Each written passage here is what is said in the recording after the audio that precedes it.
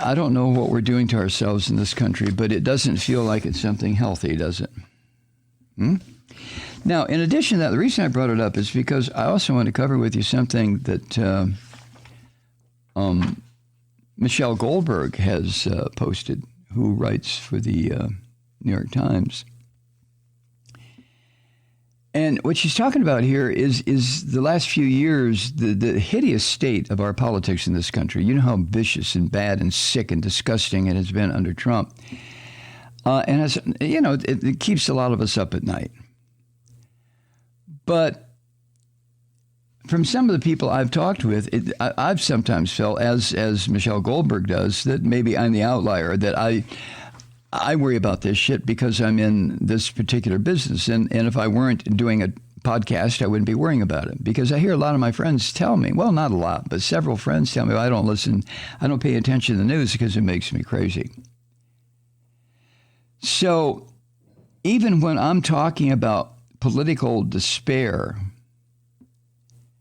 as a problem for Democrats and for this country in general, just like Michelle writes, I assumed it was something that applied to activists and base voters, the sort of people who go through their days silently cursing Joe Manchin. But as Michelle points out, there's a new study from the chair of the Political Science Department, University of Nebraska in Lincoln, Nebraska. His name is Kevin Smith. And he suggests in the study that the universe of people who find our politics a torment might be much larger than any of us realized. He wrote this. The name of his study is "Politics is Making Us Sick: the Negative Impact of Political Engagement on Public Health During the Trump Administration." And he writes that politics is a pervasive and largely unavoidable source of chronic stress that exacted significant health costs for large numbers of American adults between 2017 and 2020. You know, the era of the orange vomit. And he adds that the 2020 election, Joe Biden did little to alleviate those effects, and good chance made them worse.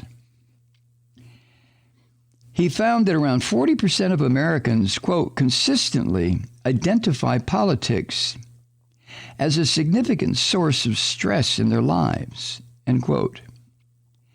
And shockingly, and this really surprised me, surprise is too mild a word, but he found about 5% of the people he studied, or 5% of the general population, have considered suicide in response to political developments.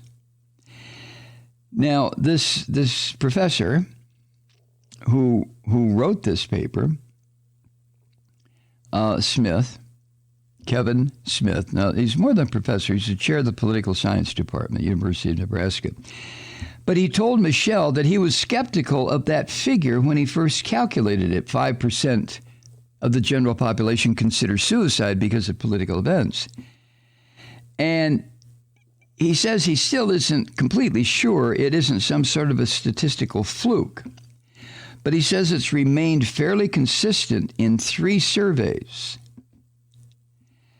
So, oh, and by the way, after publishing results from the first survey a few years ago when he first started doing this, he said he got a call from someone who worked at a suicide hotline who reported experiencing an uptick in calls after the 2016 election. So there is some anecdotal verification of what this chair of the psychology department, political science department, has discovered.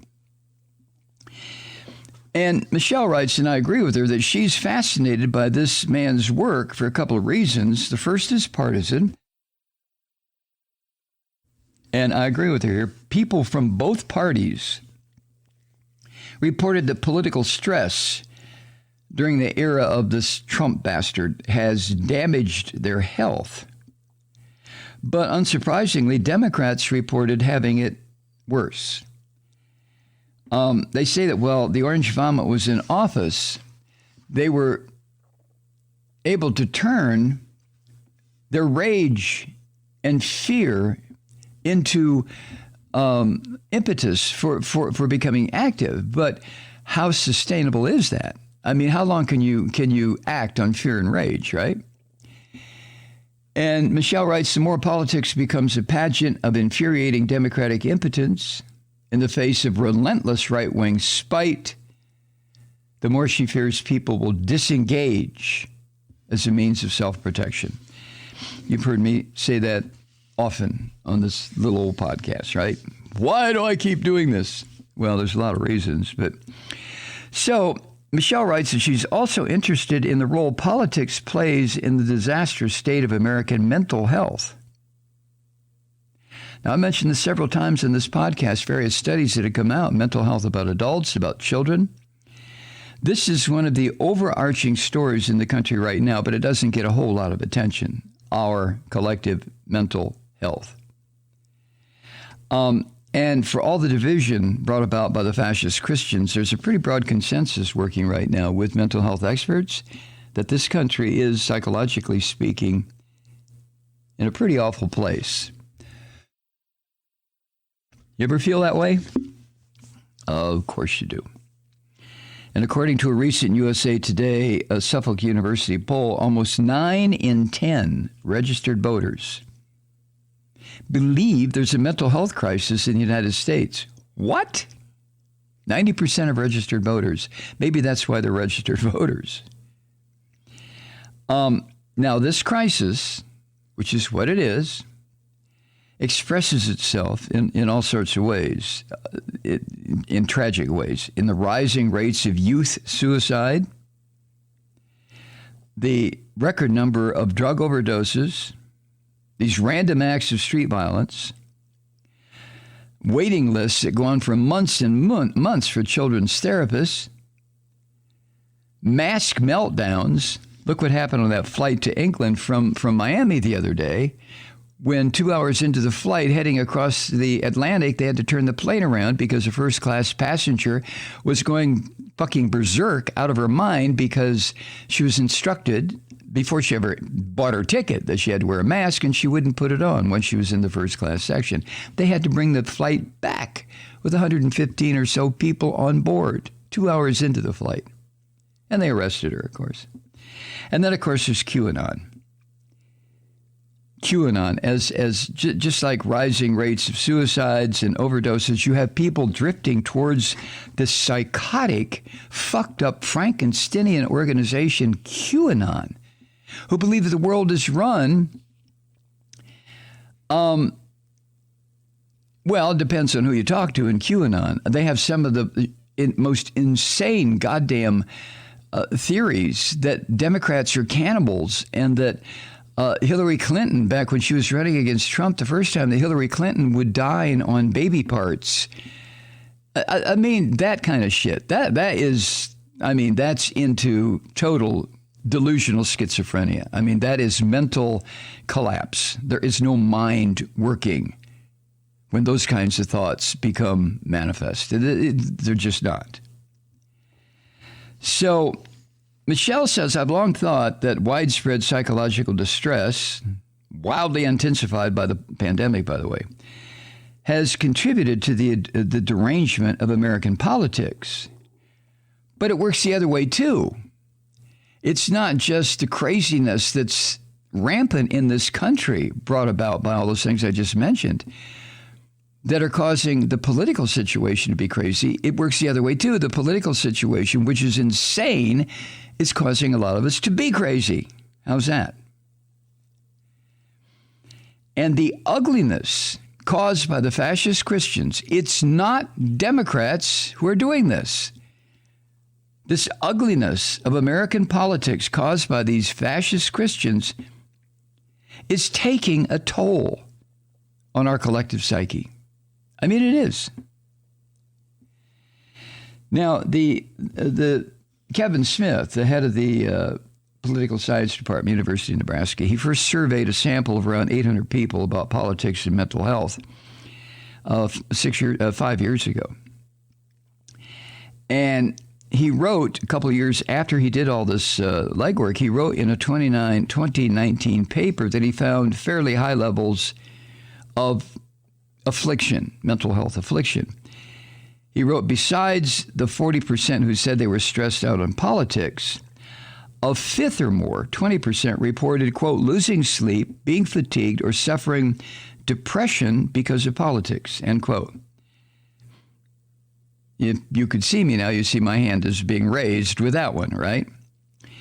And he also found as many as 25% of respondents reported self-destructive or compulsive behaviors, including saying and writing things they later regret, making bad decisions, and ignoring other priorities. Now, I haven't gotten to that point yet. Maybe it's because I've had so many years of doing this that I've learned to, to a degree, compartmentalize some of this craziness.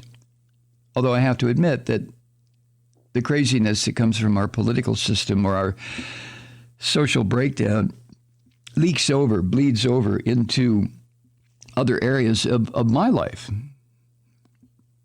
Does it happen to you? I have a couple of friends who I correspond with via texting, and I know that they have to deal with that. I certainly do. Anyway, the author, Kevin Smith, political scientist, said that at the time when he first did the first survey back in 2017, he thought he might just be capturing the shock of the election of the orange vomit.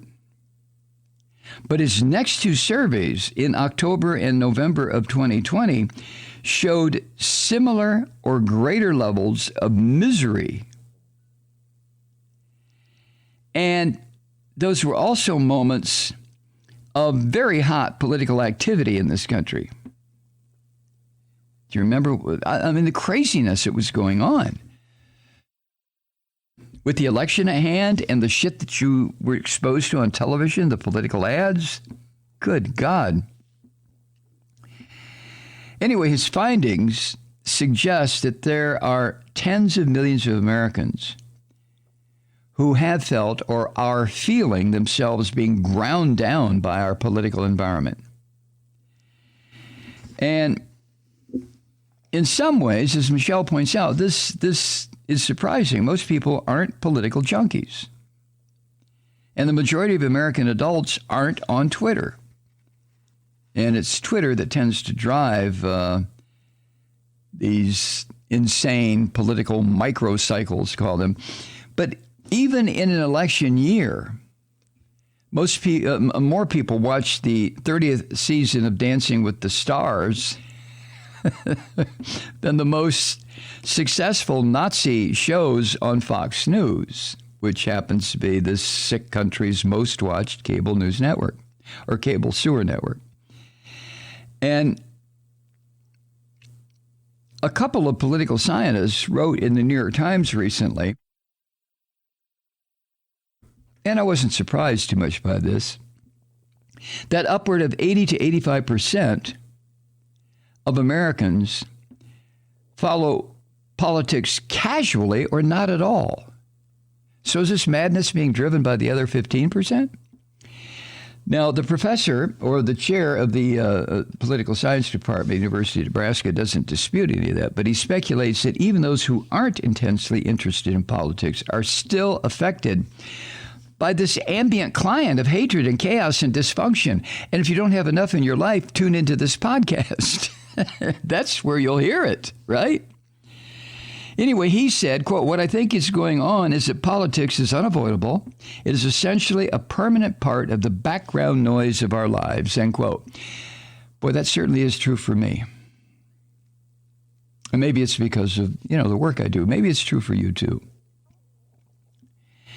Anyway, as Michelle concludes, she says the last thing a political scientist, or for that matter, the columnist, liberal columnist, would tell you, or a liberal podcaster, by the way, is that you should totally tune out that noise.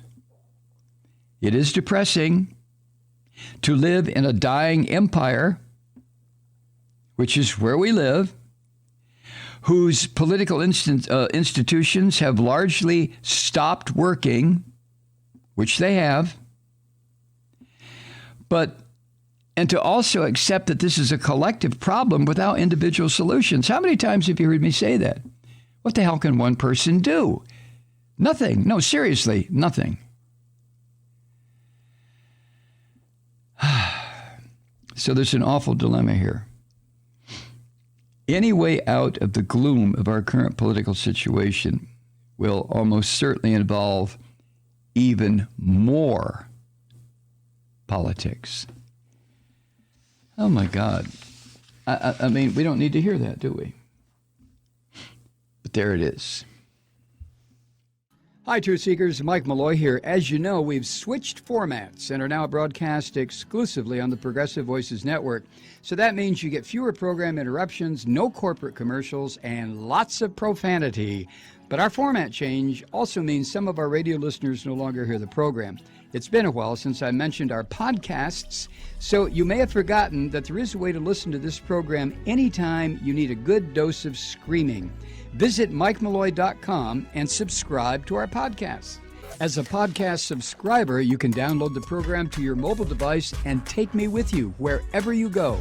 And if you have a friend who needs a dose of truth-seeking, you can give a gift subscription as well.